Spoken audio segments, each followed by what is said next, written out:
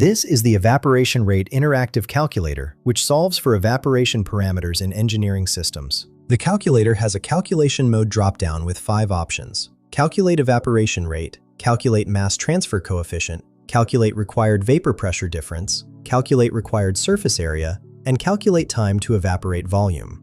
For this demonstration, I'm using calculate evaporation rate. The input fields are mass transfer coefficient K in meters per second, surface area A in square meters, saturation vapor pressure PSAT in pascals, ambient vapor pressure P infinity in pascals, molecular weight M in kilograms per kilomole, temperature T in Kelvin, evaporation rate E in kilograms per second, liquid volume 5 in cubic meters, and liquid density ρ in kilograms per cubic meter. Let's work through an example. I'll enter K equals 0.0025, surface area 1.5, PSAT 2338, P infinity 1200, molecular weight 18.015, temperature 293.15, initial E value 0.000025, volume 0.01, and density 998. After clicking Calculate, the results show evaporation rate E equals 3.1542 times 10 to the negative 5 kilograms per second.